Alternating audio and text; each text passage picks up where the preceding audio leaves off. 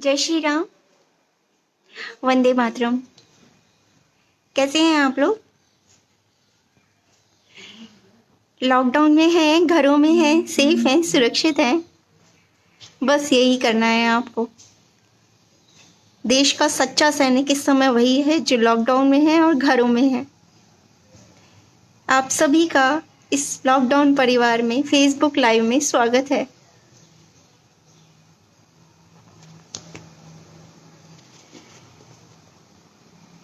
राजेंद्र तिवारी जी, मनोज सखिया जी, जय श्री राम जी।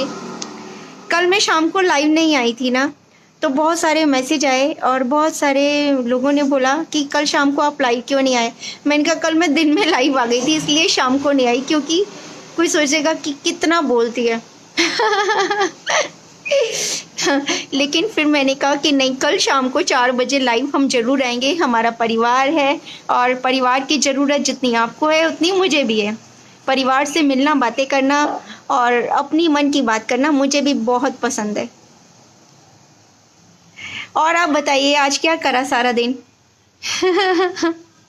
आज भी मैं फेसबुक पर ही लगी हुई थी बहुत देर से, और अभी मैं 2 मिनट के लिए ऊपर छत पर गई थी, फिर आके मैंने सिर धोया। वहम सा हो गया कि नहीं, हाथ पर धोते रहो, बार बार धोते रहो और सर भी धोते रहो। जब से सर का सुना है कि बालों से भी बैक्टीरिया आ सकते, तो मैं सर भी धोती रहती हूँ। तो भी मैं सर धोकर आई हूँ, गीले हैं बाल। और सुबह जब मैं फेसबुक पर थी तो जब मैंने एक डाली थी पोस्ट की सड़कों के नाम जो मुगल पीरियड के नाम पर अकबर शाहजहां रोड है, हम बहुत दिनों से चर्चा कर रहे हैं कि इन सड़कों के नाम बदल देने चाहिए, मुगल राज से हमें मुक्ति मिल जानी चाहिए, हम आज़ाद हो गए हैं, स्वतंत्र हो गए हैं। तो इस बात पर भी मेरी एक बहस हुई है। सैनी है, क्या नाम है उनका, एक सैनी नाम की मुस्लिम महिला है जो खुद को कहती है कि मैं 25 साल से जुड़ी हुई हूँ बीजेपी से। पर बीजेपी का रंग तो हमारा ऐसा है कि एक दिन में बीजेपी का रंग अगर किसी को लग जाए तो 25 साल नहीं लगते, वो ऐसा चढ़ जाता है। पर वो बोल रही हैं, उनको अच्छा नहीं लगा और उन्होंने कहा कि आप इसमें भी राजनीति कर रही हैं, हिंदू मुस्लिम कर रही हैं, आप कैसी नेता हैं। तो मैंने कहा मैं बिल्कुल भी नेता नहीं हूँ, मैं तो प्योर जनता हूँ। और आप मुझे इतनी ऊंची पदवी दे रही हैं, एक नेता बना रही हैं, आपका बहुत बहुत शुक्रिया, मेहरबानी, धन्यवाद। लेकिन मैं नेता नहीं हूँ, मैं आम जनता, बिल्कुल आपके जैसी। और मेरी इच्छा नहीं थी हिंदू मुस्लिम करने की, राजनीति करने की। आप राजनीति में रह चुकी हैं 25 साल से, तो आप राजनीति कर रही हैं, हिंदू मुस्लिम नहीं करिए प्लीज। हमारा देश कोरोना से जूझ रहा है, हमारे प्रधानमंत्री लगे हुए हैं, रात दिन लगे हुए हैं हमारे को ये समझाने में, लॉकडाउन में रहिए, एक दूसरे की सेवा करिए, एक दूसरे के साथ रहिए, एक दूसरे का सहारा बनिए प्लीज़। हिंदू मुस्लिम नहीं करिए, लेकिन उनको समझ में नहीं आ रहा और वो भी अभी भी कही जा रही हैं कि अपनी औकात देखो, अपनी औकात में रहो, ये करो वो करो। तो बस ये तो इस तरह के लोगों की जो मेंटेलिटी है इस समय भी, जो हिंदू मुस्लिम कर रहे हैं और धर्म के नाम पर देश को तोड़ने की जो कोशिश हो रही है, ऐसे लोगों का पता लगाना है और इनको कुछ नहीं कहना, इनसे कुछ ज़्यादा बात नहीं करनी है, बस इनसे बच कर रहना है। इसी समय कहते हैं ना, बुरी वक्त में ही अच्छे बुरे की पहचान होती है, दोस्त की पहचान होती है और दुश्मन की भी पहचान होती है। बस उन्हीं लोगों को हमें समझना है और समझाना बिल्कुल नहीं है, क्योंकि हमें इनको इतनी पोस्ट नहीं देनी है, इतनी ऊंचाई पर नहीं बिठाना है। पता है क्या होता है, हमारी राजनीति में बड़े बड़े राजनेता होते हैं, जैसे हमारे मोदी जी हैं, तो इनको एक रिप्रेजेंटेटिव रखना होता है हर समुदाय का। तो स्त्रियों का भी एक समुदाय का ये रखते हैं रिप्रेजेंटेटिव, और उनको हर होली, दिवाली या फिर रक्षाबंधन पर ये लोग इनवाइट भी भेजते हैं। जैसे प्रधानमंत्री मोदी जी के ऑफिस से भी इनवाइट जाता है कि आप आइए, राखी बांध कर जाइए। वो एक तरह से वो उनको एक सद्भावना संदेश देते हैं, या फिर उनको उनके ऊपर एक अच्छा सा मैसेज जाए कि हम आपके साथ हैं। और ये करना पड़ता है, देश की राजनीति चलाना आसान नहीं है, तो उनको अपने साथ लेकर चलना पड़ता है। तो वो फोटो खिंचवा लेते हैं उस समय, और फोटो दिखा दिखा कर ना दुनिया को बेवकूफ़ बनाते हैं कि देखिए हमारी तो प्रधानमंत्री जी के साथ फोटो है और आप कुछ नहीं बोल सकते हमको, हम कुछ भी बोलेंगे। और कुछ अगर तब भी बोलो आप तो फिर कहेंगे कि हम अल्पसंख्यक हैं, ऑल दैट। आपने कभी मेरे मुँह से सुना कि मैं अल्पसंख्यक हूँ, वर्षा जैन हूँ? तो मुझे भी कुछ सहारा दिया जाए। ऐसा वो लोग करते हैं जो कि बिना सहारे के चल नहीं पाते हैं। और वो ऐसे राजनेताओं के साथ ऐसे समय पर अच्छी अच्छी फ़ोटोज़ खिंचवा लेते हैं और जब मर्जी वो फ़ोटोज़ डालते रहते हैं फेसबुक पर, दुनिया को डराते हैं शायद वो ये कहकर कि देखिए आप हमारे या हमारे समुदाय के खिलाफ ज़रा सा भी जाएंगे ना, या नहीं भी जाएंगे तब भी हम आपको टोकेंगे, रोकेंगे और अपनी बात तब भी उस बात पर भी मनवा लेंगे। तो इस तरह के लोगों से ज़रा सा दूर रहिए। और ये लोग भी अच्छी तरह जानते हैं कि हमारे ही टैक्स का पैसा जा रहा है, जो कि इन लोगों की भलाई में, अल्पसंख्यकों की भलाई में लग रहा है। अगर हम तो सरकार है, वो भी आपका ही टैक्स का पैसा जाता है, सरकार कहाँ से पैसा देगी? आप लोग हैं तभी वो टैक्स का पैसा जा रहा है और वो सरकारी खजाने में जमा हो रहा है और सरकारी नौकरशाही को मिल रहा है, प्रशासन को मिल रहा है। ये सब लोग ये नहीं समझते हैं। ये लोग बस इतना समझते हैं कि अल्पसंख्यक है, सेकुलरिज्म है और सेकुलरिज्म का क्या फ़ायदा हम उठा सकते हैं, वो कोशिश करी जाती है। तो ऐसी बिल्कुल भी कोशिश नहीं कीजिए। हम आज वही बात पर चर्चा करेंगे, क्या हमें अपने देश की सड़कों के नाम है, हमें अपने देश की सड़कों के नाम जो कि मुगलकालीन नामों पर हैं, जो कि डाकू थे हमारे देश में, इंट्रूडर्स थे और जिन्होंने हमारे देश को लूटने के लिए इस पर कब्जा किया था, सिंहासन बनाया था और राज किए थे। और हमारी इतिहास की किताबों में भी पूरे बचपन हमने यही पढ़ा है। तो क्या हमें अपनी इतिहास की किताबों में वो नाम रहने देनी चाहिए, वो अपने बच्चों को पढ़ने देने चाहिए? अपनी सड़कों के नाम, अपने देश की सड़कों के नाम, अपनी दिल्ली की सड़कों के नाम क्या इन मुगलकालीन राजाओं के नाम पर रहने देने चाहिए या अपने वेदों के नाम पर रखने चाहिए? प्रधानमंत्री मोदी जी के नाम पर रखने चाहिए, अमित शाह जी के नाम पर रखने चाहिए, हमारे प्यारे योगी जी के नाम पर रखने चाहिए? बहुत सारे नाम हैं, बहुत सारे नाम हैं जिनके नामों पर ये नाम रखे जा सकते हैं और उन डाकुओं को हमें उन राहों से गुजरते हुए कभी भी याद नहीं करना पड़ेगा। तो इस बारे में हम चर्चा करेंगे।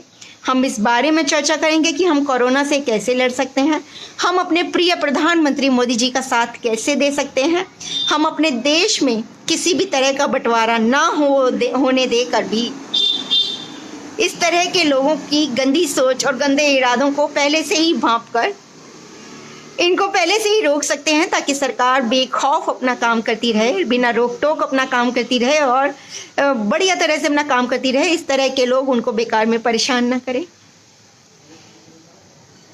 पवन कुमार जी, विशाल पटेल जी, अमित पावटी जी, कांची पटेल जी, जय श्री राम जी, नीलम भट्टी पारवानी जी, जय श्री राम जी, नीलम जी, भीम सिंह जी, जय श्री राम जी, निखिल जैन जी, जय श्री राम जी, प्रभु दयाल जी, जय श्री राम जी, भीम सिंह जी, जय श्री राम जी, विशाल पटेल जी, जय श्री राम जी, रीना गुप्ता जी, रीनू गुप्ता जी, जय श्री राम जी, संजय सिंह जी, जय श्री राम जी, राजेंद्र तिवारी जी, जय श्री राम जी, प्रभु दयाल जी, जय श्री राम जी, मधुकर सिंह ठाकुर जी, जय श्री राम जी, RBS कोहली जी, जय श्री राम जी, राजेंद्र तिवारी जी, मनोज सोखिया जी, आप सबका इस लॉकडाउन परिवार में फेसबुक लाइव में बहुत बहुत स्वागत है। बहुत बहुत स्वागत है। आप सब विद्वानों से मिलकर इस मंच पर, इस परिवार में बहुत अच्छा लगा, बहुत खुशी हुई।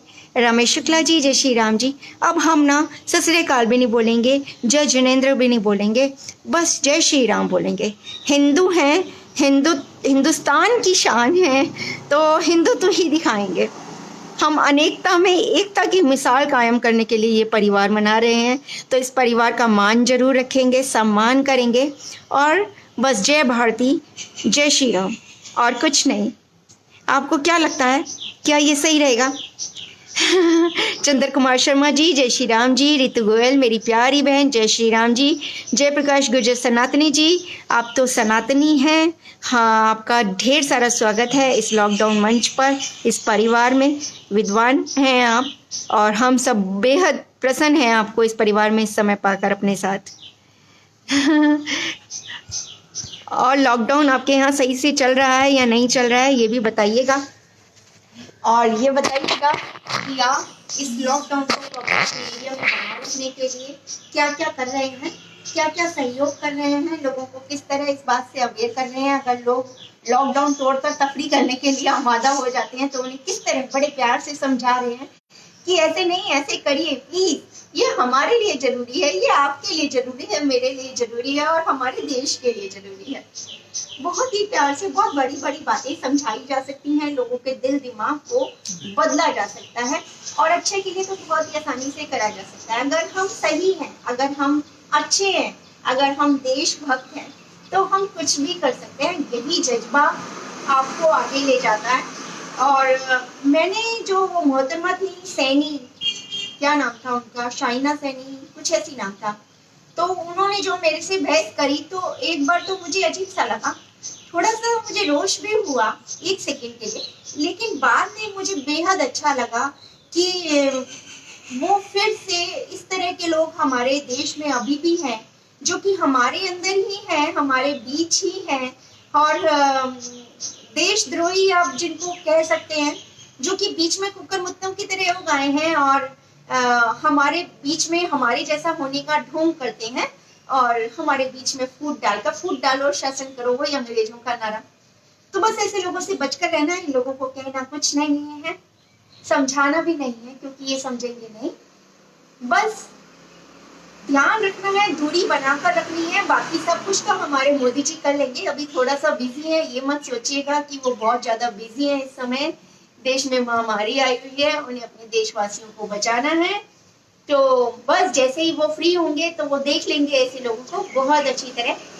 अभी तो पूरे 4.5 साल पड़े हैं मोदी जी की निर्बाध, और उसके बाद भी हमें पूरी तरह से हम जानते हैं कि 2024 में कौन आएगा, मोदी जी ही आएंगे, निर्बाध रूप से आएंगे और बहुत स्वागत के साथ आएंगे, फूलों के रथ पर, फूलों के पथ पर चलते हुए आएंगे।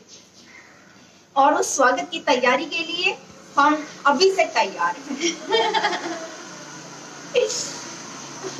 और बताइए, मैंने बहुत सारी, कल रात को मैं पूरी रात नींद नहीं आ रही थी एक्चुअली, या तो पता नहीं क्यों नहीं नींद आई, तो पूरी रात में जागती रही और मैंने बहुत सारी पोस्ट करी है कि आप क्या कहते हैं, इस तरह का जो मेरे दिमाग में बातें आती रहती थी। मैं बहुत सारी पुस्तकें पढ़ रही थी, रात को पढ़ने का शौक है, तो वो पढ़ते पढ़ते मेरे दिमाग तो वही चल रहा था। देखिए, जहाँ आप दिल से जुड़े होते हैं ना, दिमाग वही रहता है, वही चलता है, तो दिमाग तो वही देश में और देश की ये आपदा विपदाओं पर चल रहा था।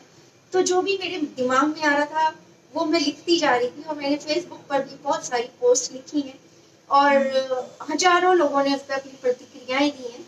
बहुत अच्छा लगा। सुबह करीब मेरे को 4:30 पौने 5 बजे नींद आई होगी, और तब मैं सोई हूँ 3-4 घंटे के लिए।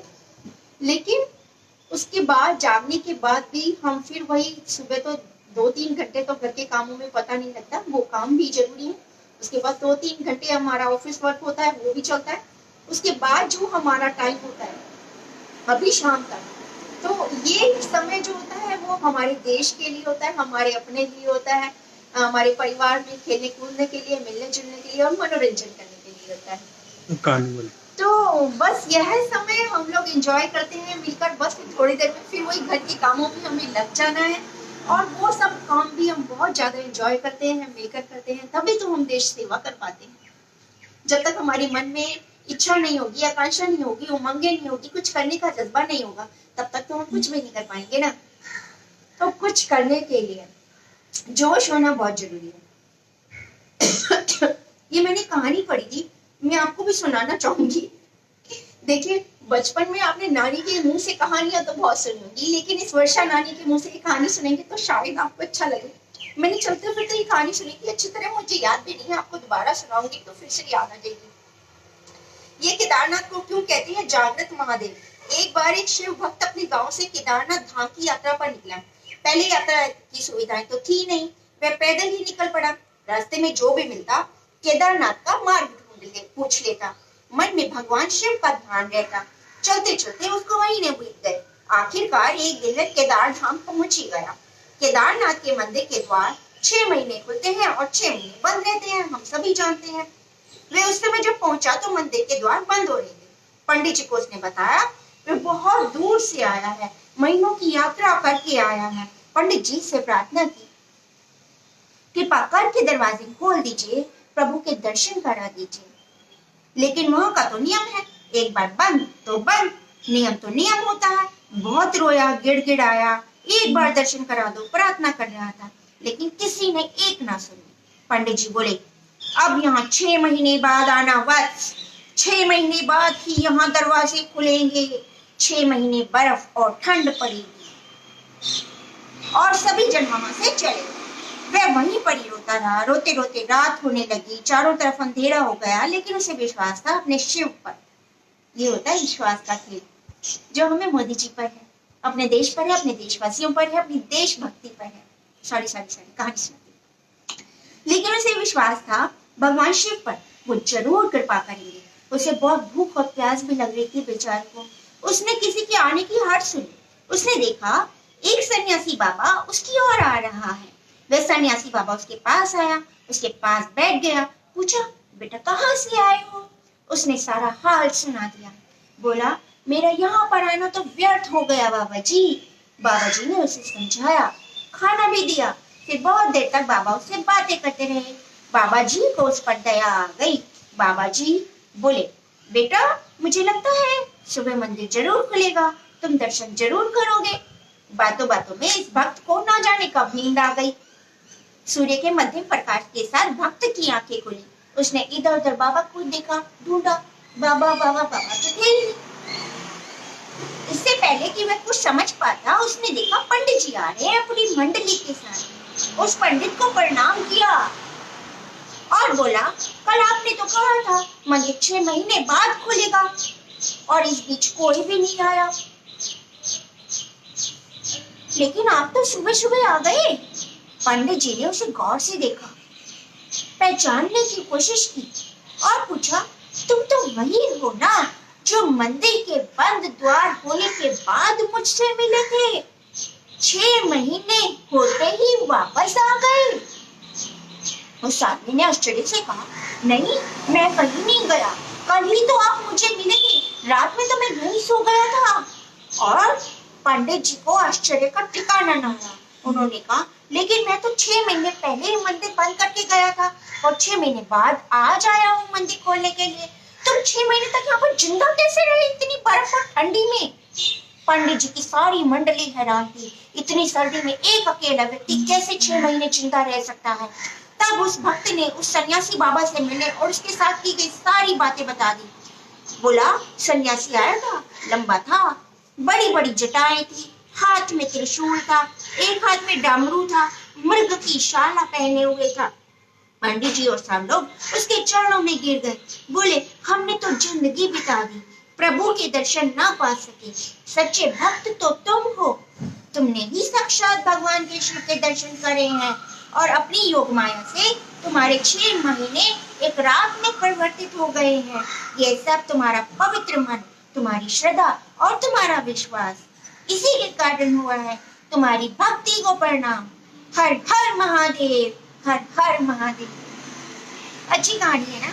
मैंने ये बहुत पहले पढ़ी थी और मैंने ना ये फोन में सेव कर ली थी और इसको मैं पढ़कर सुनाई आपको। अच्छी कहानी होती है ना तो मैं ये सेव कर देती हूँ। मुझे सुनना और सुनाना भी बहुत पसंद है। अब कल मैं एक और कहानी आपको सुनाऊंगी। मैंने इस फोन में ना बहुत सारी कहानियां सेव कर रखी हैं। आपको अच्छी लगी हो तो नीचे लिखना। मैं एक और कहानी आपको कल सुनाऊंगी। बताऊं, हम पढ़ते तो बहुत है कहानियां, लेकिन जब किसी के मुंह से सुनते हैं ना तो वो कंठस्थ हो जाती है, अच्छी बहुत लगती है और याद भी ज्यादा दिन तक रहती है। इसलिए कहानी सुनने और सुनाने की आदतें ना डाल देनी चाहिए। जब भी आप अपने बच्चों को कहानी सुनाइए तो उनसे बोलिए कि कल वही कहानी वो आपको सुनाए, आपको ज्यादा मजा आएगा। तो हंसते रहिए, खिलखिलाते रहिए, अपने देश, समाज और परिवार का ध्यान रखिए, छोटी छोटी समस्याओं से जूझिए, लड़िए। जंग है ये, आपको हारना नहीं है, क्योंकि आप हैं हिंदुस्तानी। और एक हिंदुस्तानी है ये तो ठीक है, लेकिन आप एक मायने में आप खुद मोदी हैं। इस समय आप खुद मोदी हैं, क्योंकि आप इस समय अपने राष्ट्र के लिए सोच रहे हैं, अपने देश के लिए सोच रहे हैं, अपने देशवासियों के लिए सोच रहे हैं। आप घर से बाहर इसलिए नहीं निकल रहे क्योंकि संक्रमण फैल सकता है। आपको भी अपना काम करना है, आपके बच्चों को भी स्कूल कॉलेज जाना है, आपको बहुत सारे काम है जो घर पर बैठकर नहीं हो सकते हैं, लेकिन आप देश सेवा कर रहे हैं, आप देश के सच्चे सिपाही हैं, आप मोदी भक्त हैं, आप स्वयं मोदी हैं, जो आप घर के अंदर हैं। घर के अंदर इस समय जो भी रह रहा है वो एक सच्चा मोदी है इस समय। बताइए आप में से कौन कौन मोदी है? कौन कौन इस समय देश के लिए सोच रहा है? कौन कौन लॉकडाउन का पालन कर रहा है? कौन कौन कौन घर से बिल्कुल नहीं निकल रहा है, कौन कौन अपने राष्ट्र और देशवासियों के हित के लिए, उनकी जान के लिए अपनी जान को घर से बाहर नहीं निकलने दे रहा है। बताइए, जो भी ऐसा कर रहा है मेरी निगाह में वो एक बड़ा नेता है, देश के प्रधानमंत्री के ओहदे का है। मेरी नजर में वो सब मोदी है, आप सब मोदी हैं। जो जो भी अपने आप को इस समय मोदी समझते हैं नीचे जरूर लिखिएगा, हाँ मैं भी मोदी, हाँ मैं भी मोदी। मोदी का हौसला बढ़ जाएगा, उसकी ताकत बढ़ जाएगी, उसकी काम करने की क्षमता कई करोड़ की हो जाएगी। जब आप सब जुड़ते हैं ना तो एक मोदी बनता है। जब भी वो देश के बाहर जाता है ना तो उससे पूछा जाता है कि आप इतना सब कैसे कर लेते हैं, ये आपकी ताकत है, ये मोदी जी की ताकत है, मोदी जी आपके देश की ताकत है। तो मोदी जी का एक ही जवाब होता है, ये मेरी नहीं, मेरी जनता की ताकत है, ये 130 करोड़ की ताकत है, ये मेरी ताकत नहीं है। ये जवाब होता है हमारे प्रधानमंत्री का। और इसमें जितने भी मेरे किसी भी धर्म के भाई बंधु हैं, किसी भी धर्म की मेरी बहनें हैं, मुझे धर्म के नाम पर लड़ना नहीं है, मुझे धर्म के नाम पर जुटना है, एक होना है ना। मैं जो ये कहती हूँ कि मुगल हमारे देश में डाकू थे, इसका मतलब ये कतई नहीं है कि इस्लाम हमारे विरुद्ध है, कोई धर्म हमारे विरुद्ध है, हिंदुस्तान के विरुद्ध है।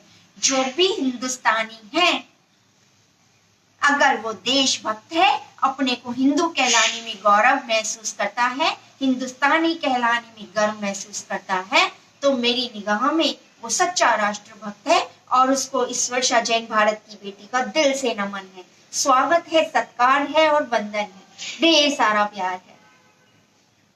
तो किसी की बातों में मत आइए, किसी के उकसाने से किसी भी तरह अपना आपा मत खोइए, अपने ऊपर भरोसा कीजिए। सिर्फ आपको अपने ऊपर भरोसा करना है, अपनी देशभक्ति पर भरोसा करना है, अपनी मेहनत और पुरुषार्थ पर भरोसा करना है। और आपको अपने ऊपर इतना भरोसा करना है कि दुनिया की कोई ताकत किसी भी तरह आपको तोड़ नहीं सकती, क्योंकि आपको जोड़ना आता है और आपको जोड़ना सिखाया है आपके परम प्रिय प्रधानमंत्री मोदी जी ने, है ना। तो बस बहुत अच्छा लगा आप सबसे मिलकर, आप सबके नाम जान लेती हूँ और देखती हूँ कि कौन कौन है इस समय हमारे परिवार में। और ना इस पेड़ पर बैठे हुए बहुत सारे पक्षी आवाज लगा रहे हैं, क्योंकि इस समय अधिकतर मैं छत पर चली जाती हूँ और छत पर जाने के बाद ना मैं इनसे बात करती हूँ और मैं ऐसे बोलती हूँ ना कू कू, तो ये कोयल पीछे से आवाज देती है। सारे पक्षी पीछे पीछे बोलते हैं, आवाजें देते हैं, उनको लगता है कि हाँ कोई है हमारे परिवार में। यहाँ तक कि कौवे भी बोल कर जाते हैं। देखिए पेड़ से उड़कर गया है ना दूसरी छत पर, तो बोल कर गया कौं कौं करता हुआ नीचे देखता हुआ। तो हमारा परिवार जितना भी विशाल होता जाता है उतना ही हमारे अंदर ताकत आती जाती है। उसे कोई फर्क नहीं पड़ता कि वो पक्षी हैं, पक्षु हैं, जानवर हैं या फिर मनुष्य हैं। जो भी हमारा साथ दे, जो भी हमारे साथ खुश है, जो कि हमें सच्चा समझता है, अपना समझता है, वो हमारा अपना है। देवेंद्र चौहान जी जय श्री राम जी, हर हर मोदी, हर हर महादेव। रमेश दतिया जी जय श्री राम जी, अनिल पांडे जी जय श्री राम जी, नरेंद्र मावदा जी जय श्री राम जी, नवदयन पंडित जी जय श्री राम जी। पंडित जी कैसे हैं आप? वही गाना है ना, पंडित जी मेरे मरने के बाद इतना कर देना, बस मेरे मुंह में प्रभु राम का नाम आए और जुबान पर हिंदुस्तान आए और कुछ ना आए। नरेंद्र राजपूत जी जय श्री राम जी, संजय पुजारी जी जय श्री राम जी। संजय जी लिख रहे हैं आपके विचार हिंदू धर्म के लिए हैं, आभार आपका, राजस्थान पधारो हमारे। संजय जी आपने मेरे दिल की बात छेड़ दी, मुझे उकसा दिया राजस्थान आने के लिए। मुझे राजस्थान इतना प्रिय है, मैं 2 बार जयपुर गई हूँ लेकिन उसके आगे नहीं गई। मुझे जोधपुर भी देखना है, मुझे रण भी देखना है, मुझे थंबोर भी देखना है, मुझे बहुत कुछ देखना है, कोटा देखना है। मुझे राजस्थान बहुत प्यारा है, वहाँ का खान पान बहुत प्यारा है। अब आप मुझे पेटू मत कहिएगा, मुझे वहाँ का खान पान भी बहुत प्यारा है। वहाँ के कपड़े रंग बिरंगे, वहाँ के नृत्य, राजस्थानी लोक नृत्य और राजस्थानी वेशभूषा और राजस्थानी पगड़ी, मुझे सब कुछ बहुत प्यारा है। हमारे देश के सभी राज्य कितने सुंदर हैं, कितना सुंदर है ना हमारा देश। प्रभु राम हमें बुरी नज़र से बचाना, हमारे देशवासियों को बुरी नज़र से बचाना। हमारे भारतवर्ष पर आपका हाथ हमेशा रहे, हमारे सर पर आप हाथ रखे रखिए, हमें अपना आशीर्वाद देते रहिए प्रभु राम। हमें आपसे और कुछ नहीं चाहिए, मांगा तो सिर्फ आपका साथ मांगा प्रभु, और कुछ नहीं मांगा। बलवंत सिंह चौहान जी, जय श्री राम जी। देवीलाल मनेरिया जी, जय श्री राम जी। प्रभु दयाल जी लिख रहे हैं, हर हर महादेव, हर हर महादेव। प्रभु दयाल जी, हर हर महादेव, हर सांस में महादेव। देवेंद्र चौहान जी, जय श्री राम जी। वंदना तिवारी, मेरी बहुत ही प्यारी बहन, जय श्री राम। राजीव अरोड़ा जी, आपका ढेर सारा स्वागत है इस लॉकडाउन परिवार में, आपका नमन है, वंदन है, जय श्री राम। सुनील सूद जी, जय श्री राम, नमन वंदन, आपका आभार इस परिवार में पधारने के लिए, जय श्री राम। देवराज कटारिया जी, जय श्री राम जी। हनुमान स्वामी जी, जय श्री राम जी। देवराज कटारिया जी लिख रहे हैं, जय श्री राम। रमेश शुक्ला जी, जय श्री राम जी। जय प्रकाश गुर्जर जी, ऋतु गोयल जी, जय श्री राम। आप सबका बहुत बहुत स्वागत है, नमन है, वंदन है। इस लॉकडाउन परिवार में आप सबके आगमन से इस परिवार की रौनक बढ़ गई है, हमारा मान बढ़ गया है, हम आपका सम्मान करते हैं। शैलजा चंदेल जी और मोंगा रविंदर जी, रविंद्र मोंगा जी, राकेश कल्याण जी, जय श्री राम जी। राकेश कल्याण जी, जय श्री राम लिख रहे हैं। सोनिया श्रीवास्तव, मेरी बेहद प्यारी सहेली, जय श्री राम जी। राकेश कल्याण जी लिख रहे हैं, अगर कोई गलती करता है तो पूरे समूह को नहीं लपेटना, पूरे समाज से दूरी नहीं बनानी। 30 करोड़ का समाज भारतवर्ष माता का पुत्र है और हमारा बंधु है। यही हम कहना चाहते हैं। जो लोग हमें धर्म के नाम पर बेचाते हैं, वो अपने ही धर्म में गंध फैलाने की कोशिश करते हैं। वो अपने धर्म के सगे नहीं होते हैं, उनका साथ नहीं देना, उनकी बात पर ध्यान ही नहीं देना, उनको एकांत में छोड़ दो। संदीप शर्मा जी, जय श्री राम जी। संदीप जी, कैसे हैं संदीप जी? आपका ढेर सारा स्वागत है इस लॉकडाउन परिवार में। हमारा परिवार बढ़ता रहे, इसी तरह खुशहाल रहे, भारत माँ की जय जयकार के नारे लगे, जय श्री राम के नारे लगे। अर्नब गोस्वामी, जो कि बहुत ही अच्छा बोले और हमारे देश के हित के लिए बोले, जो भी बोले मुझे उसमें कोई कमी नज़र नहीं आई, और इसके लिए बहुत सारे ट्वीट हो रहे हैं। हमारे देश का प्रधानमंत्री जो अपने आप को प्रधान सेवक कहता है, वो असल में अपने आप को देश का चौकीदार मानता है। और आपको ये जानकर बहुत ज़्यादा हैरानी हो रही होगी आजकल कि उस चौकीदार के ऊपर कोई थानेदार बनकर बैठ गया है, जो बहुत सारे ट्वीट पे ट्वीट कर रहा है, और वो थानेदार आलू से सोना बनाना भी जानता है। तो बहुत ही ऊंची चीज़ है, ज्ञानवर्धक बातें करता है। और हमारे देश में जब हमारी कभी भी उदासी हो जाती है, हम कभी भी लो महसूस करते हैं, तो उसके बहुत सारे जोक हमें हंसाते हैं, हमारे मन में उत्साह बढ़ते हैं, हमें खुश रखते हैं, और हम सब उसका एहसान कभी नहीं भूलेंगे। तो सुप्रीम कोर्ट का फाइनल जजमेंट आ गया है। अर्नब गोस्वामी की गिरफ्तारी नहीं की जा सकती, सारे एफआईआर खारिज कर दिए गए हैं। सिर्फ एफआईआर मान्य होगी जिसकी सुनवाई अर्नब गोस्वामी शहर मुंबई में करेगा। कोर्ट में कांग्रेस के सभी वरिष्ठ वकील अभिषेक मनु सिंघवी, कपिल सिब्बल, यमी याग्निक, विवेक तनखा यह नहीं बता सके कि अर्नब गोस्वामी द्वारा बोला गया कौन सा शब्द सोनिया गांधी की प्रतिष्ठा को ठेस पहुंचाता है। सुप्रीम कोर्ट ने अर्नब गोस्वामी के पूरे परिवार को, उनके चैनल को पूरी सुरक्षा दिए जाने के आदेश दिए हैं। साथ ही सुप्रीम कोर्ट ने यह भी कहा है कि लोकतंत्र में आपकी अभिव्यक्ति की आज़ादी है और पुलिस के डंडे से वो दब नहीं सकती। कपिल सिब्बल ने यह भी दलील दी कि अर्नब गोस्वामी का विपक्ष की नेता से सवाल पूछना गलत है। तब मुकुल रोहतगी ने कहा, कानून व्यवस्था राज्य सरकार के अंतर्गत आती है, महाराष्ट्र में कांग्रेस की सत्ता में भागीदार है, इसलिए सोनिया गांधी से सवाल पूछना जायज है। फिर हंसते हुए जस्टिस ने कपिल सिब्बल से कहा, आप भूल गए हैं महाराष्ट्र में आप ही की सरकार है। अब आप ये मत बोलिएगा सुप्रीम कोर्ट भी बिक गया, यह संविधान नहीं पढ़ा सब सुप्रीम कोर्ट ने, और हम जाएंगे और सुप्रीम कोर्ट को संविधान पढ़ाएंगे, क्योंकि कानून की आंखों पर पट्टी होती है। बहुत कुछ अनोखा होता है इस देश में, और यही इस देश की मिट्टी की खुशबू है। यही हमें ऊर्जावान रखती है, हमें कुछ करने का हौसला देती है, हमें सिखाती है चुपचाप नहीं बैठना, बढ़ते चलो, कुछ करते चलो। ये देश तुम्हारा है, ये मिट्टी तुम्हारी है, इसके लिए करते चलो, मिटते चलो, मिटाते चलो। जय भारती, जय भारती, जय भारती, जय भारती। संदीप शर्मा जी, जय श्री राम जी। संदीप शर्मा राकेश कल्याण जी लिख रहे हैं, जो भी लोग इस वायरस से जूझ रहे हैं उनके लिए दुआएं करें, क्योंकि दुआओं की गति वायरस से 1000 गुना तेज होती है। जी हाँ, लाख गुना तेज होती है राकेश कल्याण जी। दुआ में वो ताकत है। आपने सावित्री और सत्यवान की कहानियां तो बहुत पढ़ी और देखी होंगी, सुनी भी होंगी, लेकिन आपने अपनी जिंदगी में बहुत सारे ऐसे कुछ किस्से सुने होंगे जब किसी को मृत घोषित कर दिया गया, उसके बाद उसमें सांस आ गई सिर्फ दुआओं से। और ऐसा होता है। ये ऐसी अनहोनी कहानियाँ, ये कहानियाँ और किस्से नहीं है, ये असल है। यही तो सनातन है, इसीलिए तो हमारे देश की पूजा करी जाती है। निखिल कौशिक जी, जय श्री राम जी। दिलीप तवेतिया जी, जय श्री राम जी। अशोक गोयल जी, जय श्री राम जी। अशोक गोयल जी, आपका बहुत बहुत स्वागत है इस लॉकडाउन परिवार में। योगेश कुमार पाल जी, जय श्री राम जी। दिलीप तवेड़ा जी, जय श्री राम जी। सरकार, इसमें एक और आया है, सरकार एक निश्चित समय तक के लिए लॉकडाउन रख सकती है, धीरे धीरे लॉकडाउन खत्म हो जाएगा।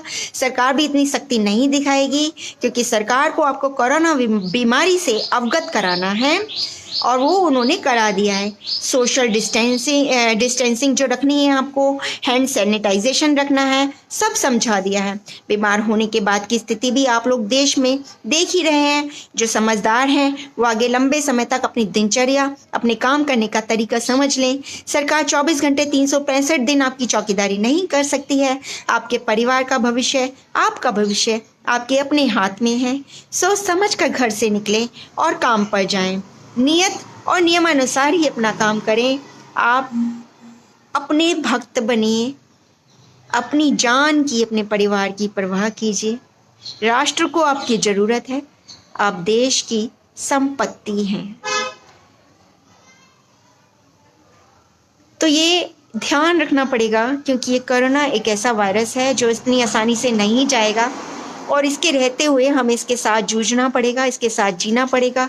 हर रोज इससे जंग लड़नी पड़ेगी, लॉकडाउन है या नहीं है। हमें अपनी सेफ्टी का पूरा ध्यान रखना पड़ेगा, सैनिटाइजेशन का ध्यान रखना पड़ेगा, स्वच्छता का ध्यान रखना पड़ेगा, अपने दिल, दिमाग, शरीर की स्वच्छता का। और उसे कोई भी गंदा करने की कोशिश करे, चाहे वो वायरस हो या घर में घुसे हुए देशद्रोही, सबसे अपना दामन बचा कर रखना पड़ेगा।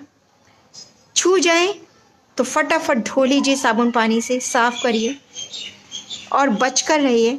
आपके लिए आपका परिवार चिंतित है, आपकी सरकार चिंतित है, मोदी जी चिंतित हैं, हम सब चिंतित हैं।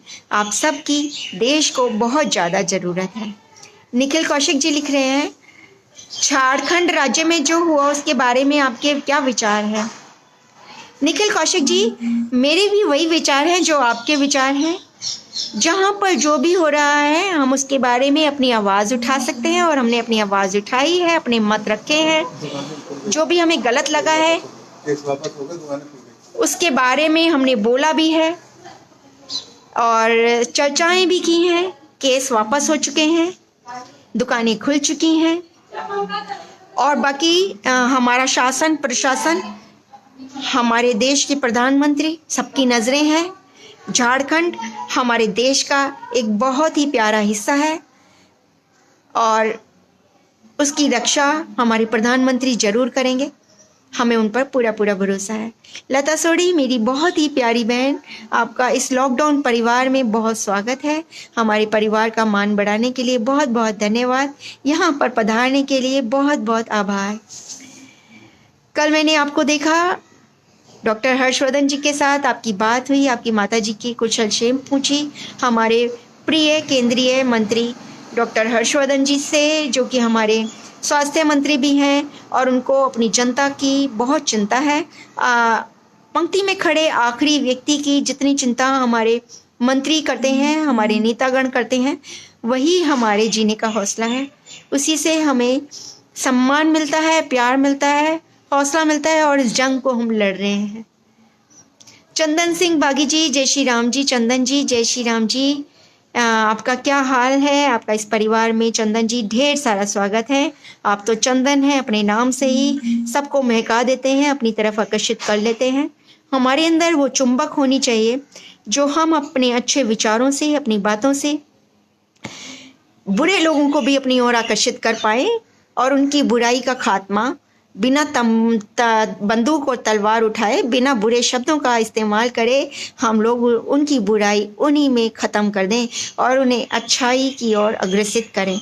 यही सनातन है, यही हिंदुस्तान है, वही चंदन है जो सबके सिर माथे पर सजता है। सुरेश कुमार पांडे जी, जय श्री राम जी। आपका इस परिवार में, लॉकडाउन परिवार में ढेर सारा स्वागत है, नमन है, वंदन है। भारत की ये बेटी वर्षा जैन आपका बहुत सारा ढेर सारा स्वागत करती है। एक और ट्वीट आया है, भारत के सिर्फ एक मुख्यमंत्री हैं जिन्होंने रमजान नहीं बल्कि भगवान परशुराम जयंती की शुभकामनाएं दी। किसी को नाम पता है? तो धर्म जात के नाम पर इस देश का बंटवारा करने वाले चले गए, भगा दिए गए, दफा कर दिए गए। अब उन लोगों का कोई काम नहीं इस देश पर जो हमारा बंटवारा रमजान या परशुराम के नाम पर करते हैं, ईद या होली के नाम पर करते हैं, है ना।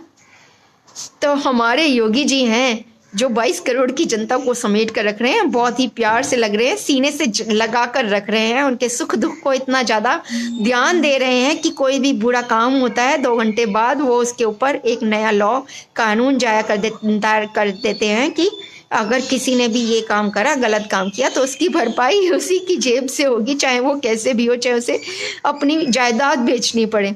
तो ऐसे हैं हमारे योगी जी, उनका हम इतना ही सम्मान करते हैं जितना हम मोदी जी का करते हैं। योगी जी के भक्त भी कम नहीं है। हमारा बस चले तो हम दिन रात योगी मोदी करते रहे, है ना। तो वो कोई पैदाइशी संत नहीं थे, इनको संत बनाया, महात्मा बनाया, या हमारे दिलों में इनका दर्जा जो इस समय बना है ना, वो कर्मों से बना है। तो व्यक्ति कर्मों से ही बड़ा बनता है और कर्मों से ही छोटा बनता है। हमारे कर्म ही हमें हमारी जगह दिलाते हैं, पोस्ट दिलाते हैं, हमारे को सिंहासन पर बिठाते हैं या सिंहासन से उतार देते हैं, है ना। तो हमारे कर्मों का बहुत ऊंचा ओहदा है। और आप में से मैंने पूछा था जो मोदी की राह पर चल रहे हैं, जो कि राष्ट्र को राष्ट्र समझकर उसका उतना ही सम्मान कर रहे हैं, वो सब मोदी हैं। आप में से कौन कौन मोदी है वो जरूर नीचे लिखेगा कि मैं भी मोदी। उससे उन लोगों का हौसला खत्म हो जाएगा जो हमारे प्रिय नेता, हमारे प्रिय प्रधानमंत्री मोदी, जो अपने आप को चौकीदार कहते हैं, उनका थानेदार बनने की कोशिश करके ट्वीट पे ट्वीट कर रहे हैं कि इसके बारे में बताइए, आपने ये किट खरीदी, इतनी महंगी क्यों खरीदी, वो काम नहीं करी, इसके बारे में बताइए। अरे मोदी है, बेचारा इंसान है, वो कोई परम पिता तो नहीं है ना जो को पूरे सपने आ जाए कि पहले से उसको पता लग जाए कि ये सही है और ये गलत है। इंसान गलतियों से ही सीखता है ना, और सीखता है वो इंसान है जो गलती करने के बाद भी ना सीखे, उस गलती को छिपाए और गलती पे गलती करे जाए। वो तो मिस्टर आप ही हो सकते हैं ना, मिस्टर थानेदार जी। तो बस ये थानेदार जो बने हुए हैं ना, जो आलू से सोना बनाते हैं, ये बस हमें हंसाते रहते हैं और हम हंसते रहते हैं, इसलिए हमें ये हमारे देश में अच्छे लगते हैं। ताश की गड्डी में भी जब तक जोकर नहीं हो तो उसकी कोई वैल्यू नहीं होती, मज़ा नहीं आता खेलने में, है ना। तो बस हर चीज़ की वैल्यू है, हर चीज़ की अपनी एक जगह है और उस जगह पर उसको रहने देना चाहिए। राकेश कल्याण जी लिख रहे हैं, अगर कोई गलती करता है तो पूरे समूह को नहीं। हाँ जी, ये हम समझते हैं और यही सबको समझाना है। गलतियाँ बढ़ाने से बढ़ती हैं, समेटने से समेटती हैं। हमें रायता नहीं फैलाना है, हमें गलतियों को समेटना है और उस गलती का, उसको भूल का एहसास हो जाएगा अपने आप, धीरे धीरे। नहीं होगा तो उसका राम मालिक। संदीप शर्मा जी लिख रहे हैं जय श्री राम जी, जय श्री राम जी संदीप जी। निखिल कौशिक जी लिख रहे हैं जय जय हिंद जी। दिलीप तवेरिया जी लिख रहे हैं जय श्री राम जी। अशोक गोयल जी लिख रहे हैं जय श्री राम जी।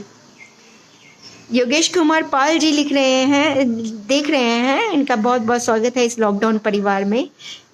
राममय हो जाता है ये परिवार जब पूरा हिंदुस्तान इसमें जुट जाता है, जुड़ जाता है। दिलीप जी लिख रहे हैं बहुत बढ़िया न्यूज़। दिलीप जी, न्यूज़ तो न्यूज़ होती है, उसे बढ़िया और घटिया हमारी सोच बनाती है, और नहीं तो हम उसे बढ़िया बना सकते हैं, हमारे अंदर ताकत है। हौसला है, अपने ऊपर भरोसा है, और हमारी एकता है जो कि हमारे काम आती है, हमेशा काम आई है हमारी एकता।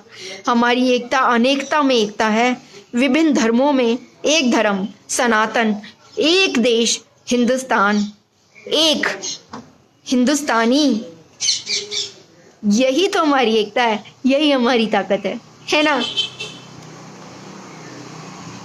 चंदन सिंह जी लिख रहे हैं जय श्री राम। सुरेश पांडे जी देख रहे हैं, आपका बहुत बहुत स्वागत है सुरेश जी। नितिन आहूजा जी जय श्री राम जी। राहुल चौधरी जी जय श्री राम जी। निखिल कौशिक जी लिख रहे हैं योगी जी आने वाले भविष्य के प्रधानमंत्री होंगे। निखिल जी, आपके मुंह में घी शक्कर, बहुत अच्छा लगा ये सुनकर। हम अभी से उन्हें सिर माथे पर बिठाते हैं, वो किसी पोस्ट पर रहें या ना रहें, प्रधानमंत्री बने या ना रहें, हमारे दिल और दिमाग में उनकी जो जगह है ना, वो वही है जो प्रभु राम की है। विजेंद्र चौधरी जी जय श्री राम जी। राजू यादव जी जय श्री राम जी। रचना अग्रवाल जी, मेरी प्यारी भाभी जय श्री राम जी। प्रीति विनीत चौधरी जी जय श्री राम जी। निखिल कौशिक जी लिख रहे हैं ये लोग पहले अपना हिसाब दे दें, कैसे देश को इतने सालों में गलत। निखिल कौशिक जी, छोड़िए ना, आप किनसे हिसाब मांग रहे हैं? इनको अपना हिसाब ही नहीं पता, इनको यही नहीं पता ये अपने नाम के आगे खान लगाएं, गांधी लगाएं, क्या लगाएं।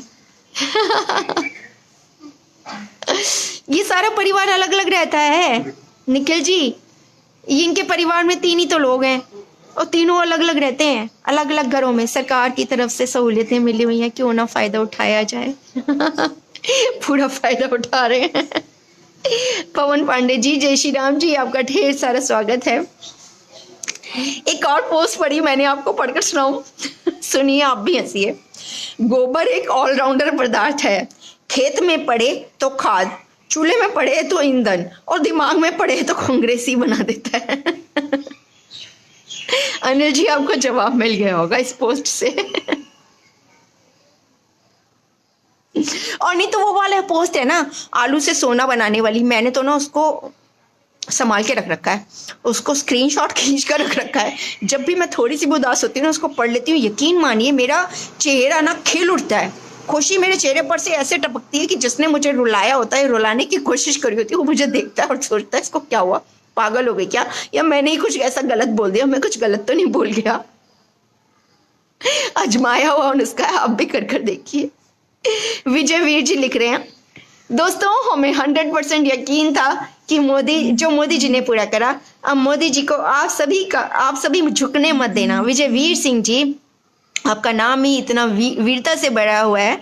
मैंने अभी खुद यही बोला कि जो भी राष्ट्रभक्त हैं, जो भी मोदी जी के साथ, मोदी जी के हाथ में हाथ मिलाकर उनकी राहों पर चलकर वही काम कर रहे हैं जो मोदी जी कर रहे हैं। देश में कोरोना से पूरी लड़ाई लड़ रहे हैं, जंग लड़ रहे हैं। देशवासियों को कोरोना ना हो इस भय से घरों में लॉकडाउन में हैं, बंद हैं, ताकि उनका काम छूटे तो छूटे, उनको नुकसान हो तो हो, लेकिन देश को कोई नुकसान नहीं होना चाहिए। ऐसा प्रत्येक व्यक्ति, प्रत्येक नागरिक, प्रत्येक हिंदुस्तानी स्वयं में एक मोदी है, और वो नीचे लिखे कि हाँ मैं एक मोदी हूं, हाँ मैं भी मोदी हूं, और आपने वही बात लिखी है।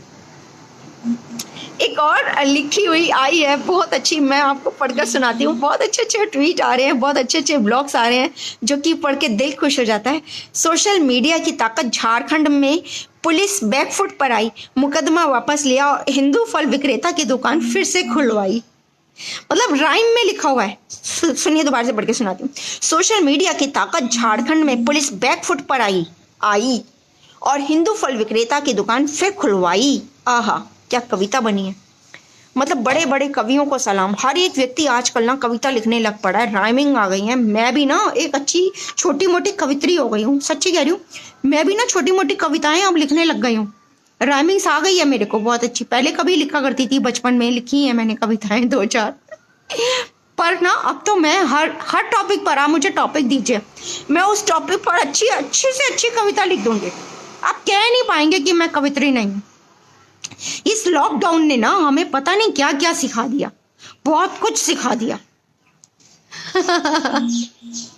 मनन खान जी, जय श्री राम जी। मनन जी कैसे हैं आप? आपका ढेर सारा स्वागत है इस लॉकडाउन परिवार में, और इस परिवार की तरफ से आपको नमन है, वंदन है, ढेर सारा आभार इस परिवार की शोभा बनने के लिए। विनोद गोधरा, जय श्री राम जी। विनोद जी आपका ढेर सारा स्वागत है इस लॉकडाउन में। अच्छा बताइए तो हमें क्या क्या सिखा दिया?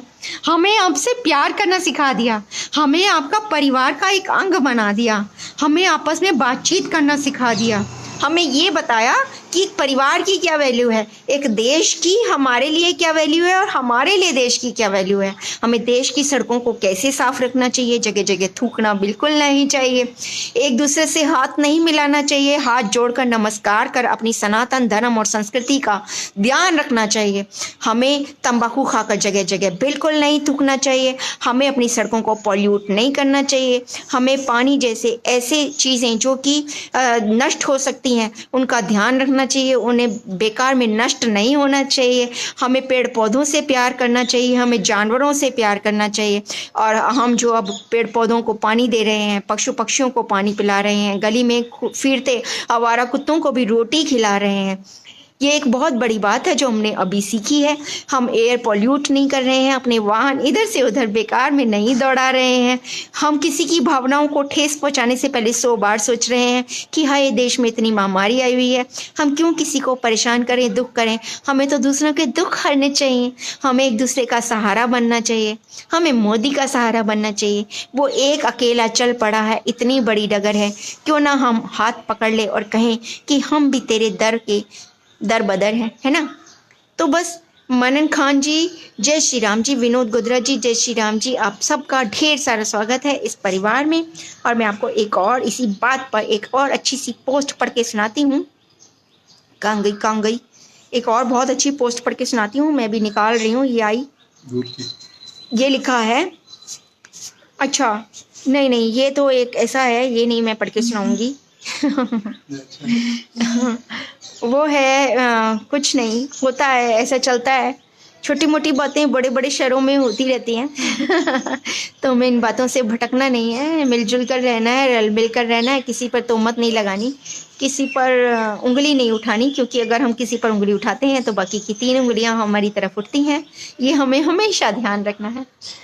विजय वीर सिंह जी लिख रहे हैं, दोस्तों हमें 100% यकीन था कि जो मोदी जी ने पूरा किया, और मोदी जी को आप सभी झुकने मत देना, सभी वीर सिंह जी की बातों पर ध्यान रखिएगा, और ये जो कह रहे हैं इसका अक्षर पालन कीजिएगा।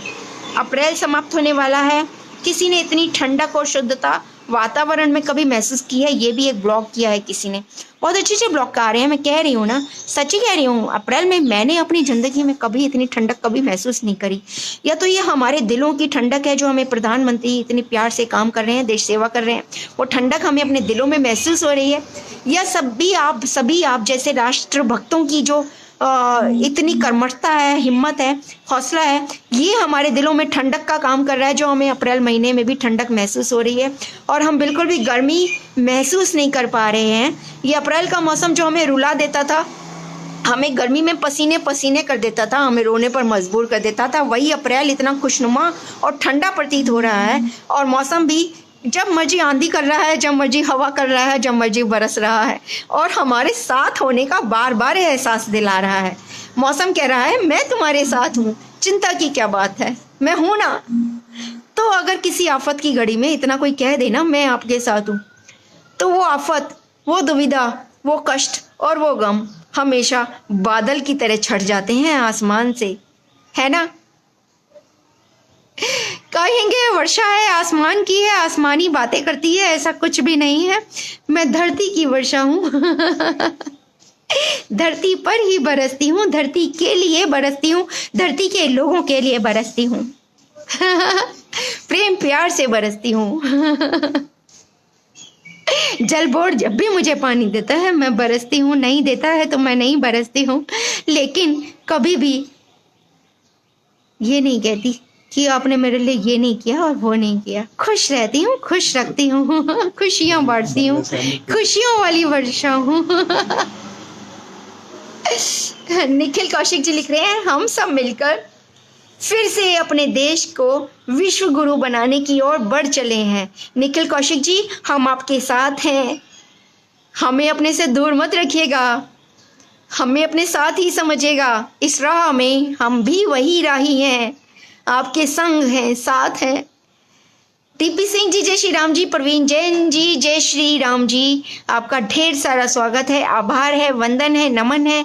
इस लॉकडाउन परिवार का जो आपने मान बढ़ाया है, यहाँ पर एंट्री करी है, आपका बहुत बहुत आभार और धन्यवाद।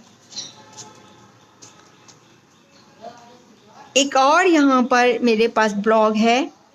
दिल्ली पुलिस ने सायरन बजाते हुए गुरुद्वारा बंगला साहिब की परिक्रमा लगाई।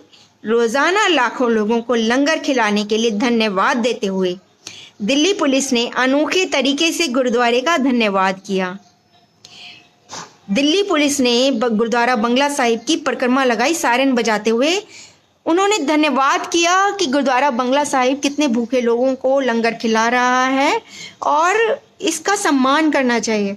तो ऐसे पुलिस वालों का सम्मान आप कैसे करेंगे बताइए, जो देश की सेवा में अपनी प्राणों की बाजी लगाकर इस वायरस से छिपते छिपाते हमारे देशवासियों की रक्षा कर रहे हैं। वो सारे सैनिक, वो चाहे पुलिस के भेष में हो, चाहे डॉक्टरों के भेष में हो, चाहे प्रशासन के भेष में हो, चाहे हमारे स्वास्थ्य कर्मी, सेवा कर्मी, हमारे स्वच्छता कर्मियों के भेष में हो, उनका स्वागत और सत्कार आप कैसे करेंगे मोदी जी? आपको एक मोदी जी कहा है मैंने।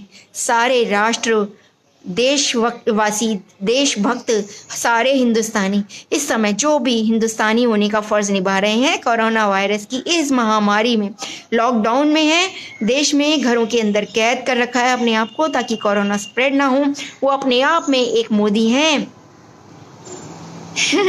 तो हर मोदी से मैं उनका विचार जानना चाहती हूँ कि इस कोरोना की महामारी के समय इन राष्ट्र सेवकों के लिए आप क्या कहेंगे? नीचे ये जरूर लिखिएगा, हाँ मैं भी मोदी हूँ। प्रवीण जैन जी, जय श्री राम जी। आपका ढेर सारा स्वागत। प्रवीण जैन जी, जय श्री राम जी लिख रहे हैं। देखिए, इन्होंने जय जिनेंद्र जी नहीं लिखा, इन्होंने जय श्री राम लिखा है। यही एक एकता दिखाने का तरीका है हमारा। इस तरह हम तरीका दिखा रहे हैं कि हम हिंदुस्तानी हैं। कोई सत श्री अकाल जी नहीं बोला, कोई जय जिनेंद्र नहीं बोला, है ना? सब यही बोल रहे हैं जय श्री राम, वंदे मातरम, भारत माता की जय, है ना? तो बस इसी तरह अपनी एकता दिखाते रहिए, हर हर गंगे करते रहिए, जय श्री राम बोलते रहिए और इन ब्लॉग्स को पढ़ते रहिए। हौसला मिले तो हौसला लीजिए, लेकिन किसी भी तरह अगर कोई तोड़ने की, बांटने की कोशिश करे तो बढ़िए मत, टूटिए मत, क्योंकि आप स्वयं एक मोदी हैं, है ना? इसमें ये लिखा है, छीन लिया तूने कमला नगर वालों से शर्मा कचौड़ी का दोना, तेरा नाश जाए कोरोना। तो इस तरह के मनोरंजक ब्लॉग्स भी आ रहे हैं, कुछ ऐसे भी आ रहे हैं, तूने हर अबला के, हर नारी के हाथ से छीन लिया गोलगप्पे का दोना, तेरा नाश जाए कोरोना। तो इस घड़ी में भी हम हंस रहे हैं, खिलखिला रहे हैं, कोरोना हमारी हंसी से डरकर ही भाग जाएगा, है ना? निखिल कौशिक जी लिख रहे हैं, बिल्कुल सब सनातनी लोगों के प्रयास की वजह से ही संभव होगा। हमने अपनी संस्कृति को, अपने लोगों को परिचित कराना होगा कि वेद, विज्ञान, दर्शन, शास्त्र, इन सब चीज़ों से हम आगे जाएंगे। निखिल कौशिक जी, इसीलिए तो मैं कह रही हूँ ना, जो नाजायज़ नाम दे रखे हैं ना हमने अपने मुल्क में, अपने देश में, बहुत सारे जो मुग़ल डाकुओं के नाम से हैं, जो हमारे इस्लामिक नेताओं के नाम से भी नहीं हैं, जो हमारे किसी धर्म के नाम से नहीं हैं, जो हमारे ऐसे विद्वानों के नाम से नहीं है जिनके नाम से हमारा देश का सनातन चलता है, संस्कृति चलती है या देश चलता है। उन नामों को बदलने की चर्चा मैंने इसीलिए करी थी ताकि अगर हम उस रास्तों से गुजरें तो हमारे दिमाग में वो अच्छे लोग, अच्छे विचार, हमारे वेद जाएं, उनका ज्ञान जाए, क्योंकि जिस तरह हमारी आंखें देखेंगी वही हमारा दिमाग भी उसी दिशा में सोचेगा। तो एक राह मिलेगी हमारे दिमाग को अच्छा सोचने की। बस यही एक छोटा सा विचार मेरे दिमाग में आया था, इसीलिए मैंने कहा था जो मुगल नामों के नाम से हमारे देश के जो नाम हैं वो बदल कर हमारे वेदों के नाम पर, हमारे ऋषियों के नाम पर, हमारे सन्यासियों के नाम पर या हमारे प्रिय नेताओं के नाम पर रख देने चाहिए। पवन कुमार जी कह रहे हैं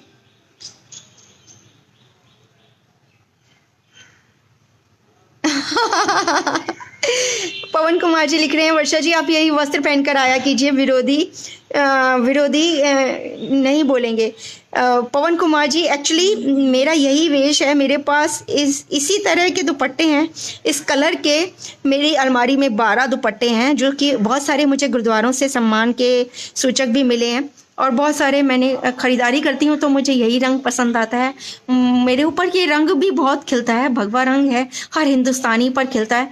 लेकिन मैंने इस बात पर भी बहुत सारी जुमले सहे हैं, बहुत सारे लोगों ने टोका है कि मैं दिखावा करती हूँ और ये भगवा पहनकर शायद मैं अपने आप को हिंदू होने का एक टैग देती हूँ। लेकिन मुझे लगता है अगर कोई ऐसा सोचता भी है और ऐसा सोचता है कि अगर मैं अपने आप को इस तरह का कोई टैग भी देती हूँ तो मुझे इससे विचलित नहीं होना चाहिए, मुझे बल्कि खुश होना चाहिए, है ना। तो मैं कोशिश करूँगी अब मैं भगवा ही पहनूँ, चाहे कोई कुछ कहता है तो कहता रहे। पता है बहुत सारे देश ऐसे हैं, अगर आप थाईलैंड जैसे देश में भी चले जाएं जहाँ पर कि चाइना बहुल देश कहा जाता है, चाइना का बहुत वहाँ पर चलती है, वहाँ पर भी अगर आप भगवा वस्त्र पहनकर चले जाएंगे ना तो आपका मान सम्मान होगा। आपसे बहुत सारी जगहों पर टिकट नहीं ली जाएगी, आपसे पैसे नहीं लिए जाएंगे, आपको ये कहा जाएगा कि आप तो भगवा वस्त्रधारी हैं, आप तो संत हैं, आपका सम्मान है, आपका स्वागत है। सोनिया गांधी को बारे में बोला कि भारत की माँ है सलमान खुर्शीद। सलमान खुर्शीद जी जो कि एक बहुत ही अच्छे पत्रकार हैं, राइटर हैं और विद्वान हैं, वो लिख रहे हैं सोनिया गांधी पूरे देश की माँ है। देखिए माँ तो माँ होती है, उनको सम्मान देना चाहिए, उन्हें मान देना चाहिए, उनका आदर करना चाहिए, उनके चरण स्पर्श करना चाहिए। व्यक्ति हैं, इंसान हैं, गलती तो हर एक से होती है। अब माँ तो माँ ही रहेगी ना, गलतियाँ होती हैं तो समझा दीजिए, सिखा दीजिए, लेकिन राजपाट मत छीनिए ना प्लीज़। बाकी आपकी इच्छा, बाकी प्रभु इच्छा।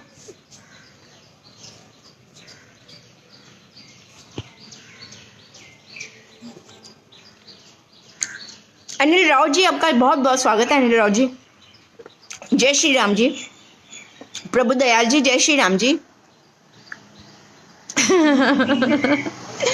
प्रभु दयाल जी लिख रहे हैं विश्व गुरु बनने के लिए है देश।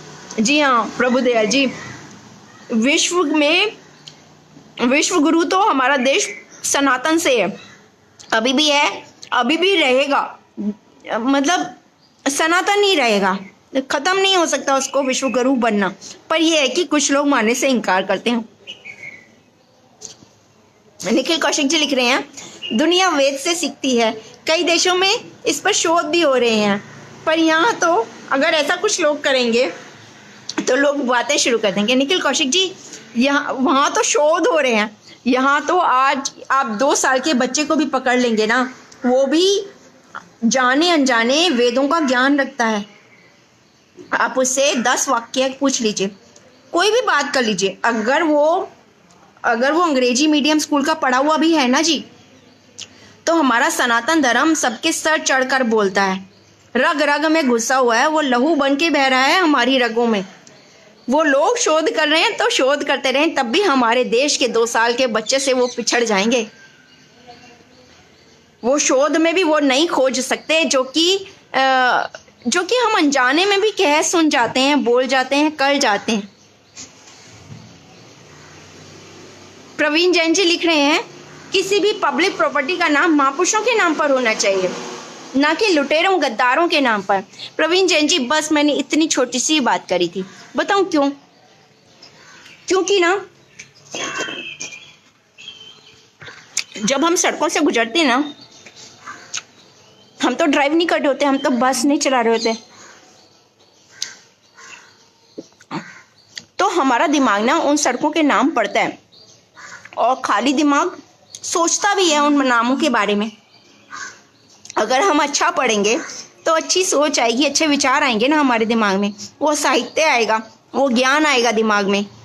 तो वो जितनी बार आएगा उतनी बार रिवीजन होती रहेगी, और हमारा ज्ञान जो है वो खुद साहित्य बन जाएगा, है ना, अच्छे विचार आएंगे। लेकिन अगर हम उन सड़कों के नाम, उन लिटरेचर के नाम पर पढ़ते रहेंगे तो हमारे मन में गलत विचार आएंगे, है ना। तो बस इसीलिए मैंने एक छोटी सी अपनी हाथ जोड़कर विनती करी थी सरकार से, और आप लोगों ने उस पर मोहर लगाई थी, आप लोग भी यही चाहते थे। लेकिन अगर मैं गलत थी तो मैं आप सब से क्षमा मांगती हूँ, मुझे ऐसा नहीं कहना चाहिए था। गलतियाँ तो इंसान करता है ना, मुझसे भी हो गई होगी। मैं सिर्फ इतना चाहती हूँ कि हमारे देश की सभी सड़कों के नाम हमारे वेदों के नाम पर हों, हमारे विद्वानों के नाम पर हों, हमारे ऐसे महापुरुषों के नाम पर हो, जिनके नाम को, जिनके साहित्य को, जिनके कर्मों को अगर हम पढ़ें तो हमें कुछ सीख मिले। उन लुटेरों, मुगल राजाओं के नाम पर ना हो, जिन्होंने सिर्फ हमारे देश को लूटा, गंद मचाई, या हमारे देश की स्त्रियों के साथ अनाचार किए, व्याभिचार किए। अगर आपको गलत लगता है तो आप गलत बोल सकते हैं मुझे, लेकिन धर्म के नाम पर मुझे ये कहने का हक मैं किसी को नहीं देती कि तू हिंदू, मैं मुस्लिम, तूने ऐसा कहा कर। हिंदू मुस्लिम में फूट पड़ाई, धर्म के नाम पर देश तोड़ा। उनकी खुद की सोच ऐसी है, वो खुद ऐसा सोचते हैं तभी ऐसा बोलते हैं। जिसकी रही सोच जैसी, मैं हंसी में टाल जाती हूँ ये सब बातें, और हंसी में टालने पर ही सही है मेरे हिसाब से। जगदीश धीर जी, जय श्री राम जी। पर एक बात है, वो मुस्लिम बहन ने एक बात मुझे बहुत अच्छी कही। उन्होंने कहा कि आप ऐसी नेता हैं, वैसी नेता हैं। तो एक बार तो ना दिल खुश हो गया कि ले, मुझे नेता भी समझ लिया उसने, मुझे नेता मान रही है। अरे मैं उसको कहाँ से नेता नजर आ गई। मैं तो एक बहुत ही आम से भी आम जनता हूँ, एक ऐसी जनता जो हाथ जोड़कर सबसे यही कहती रहती है कि प्लीज़ मेरे से कोई गलती हो गई हो तो मुझे क्षमा कर दीजिए। मैं ऐसा चाहती हूँ, मैंने ऐसा कहा है, हो सकता है मैं गलत हूँ। मैं हमेशा ऐसा बोलती हूँ। उसके बाद भी अगर कोई मुझे नेता कह रहा है तो थोड़ा सा अच्छा भी लगता मुझे।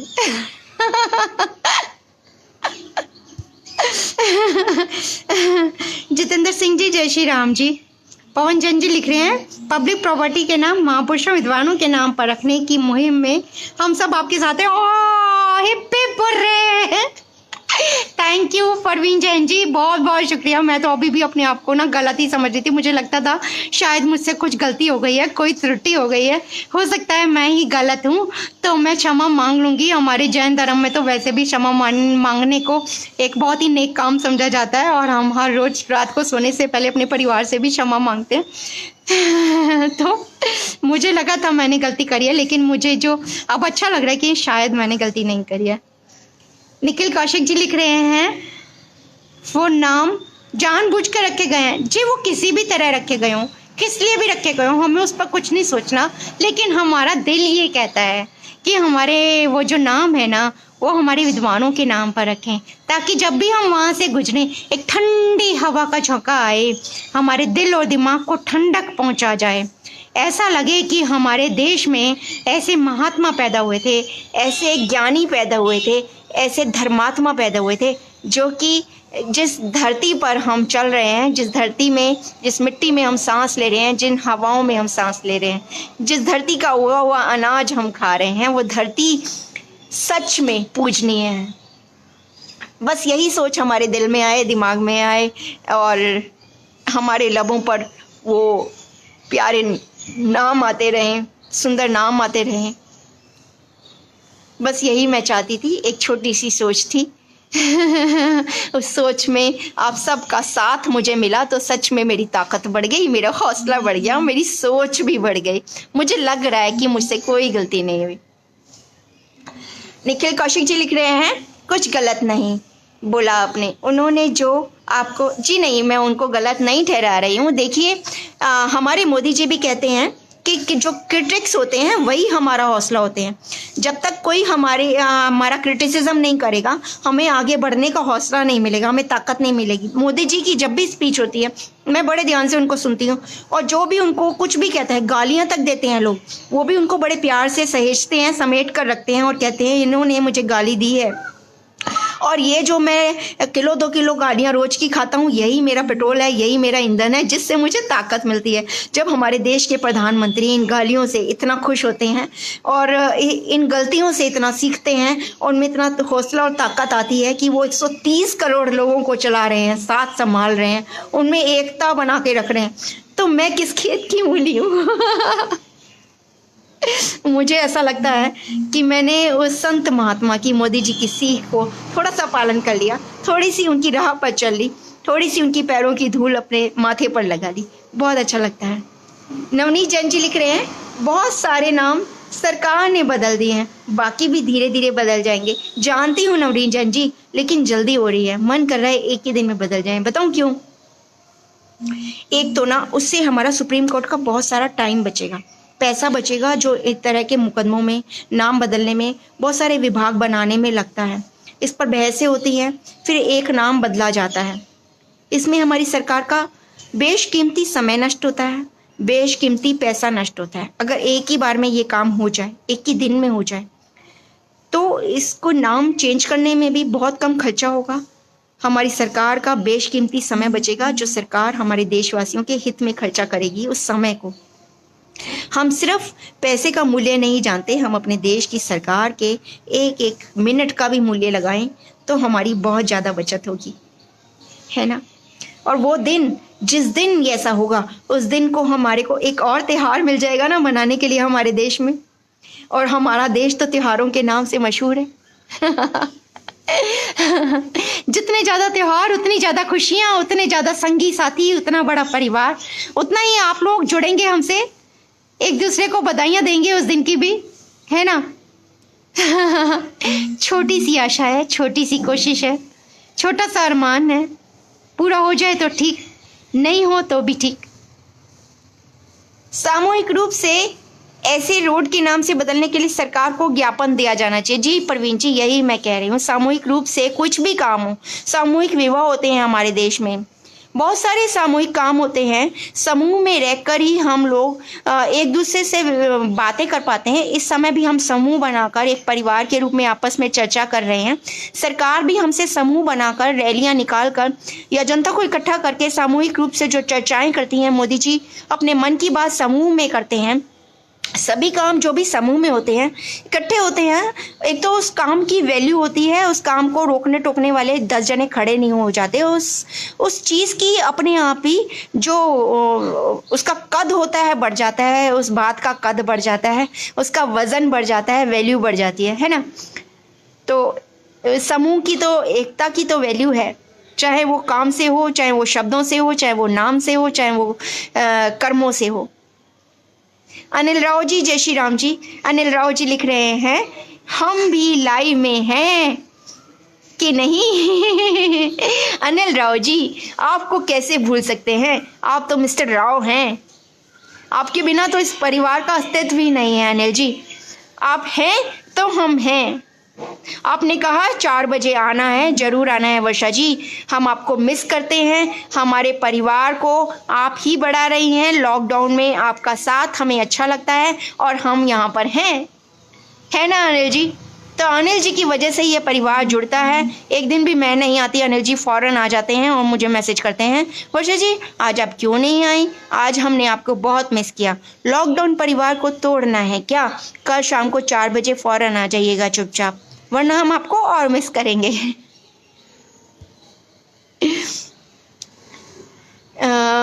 जोगिंदर यादव जी, जय श्री राम जी।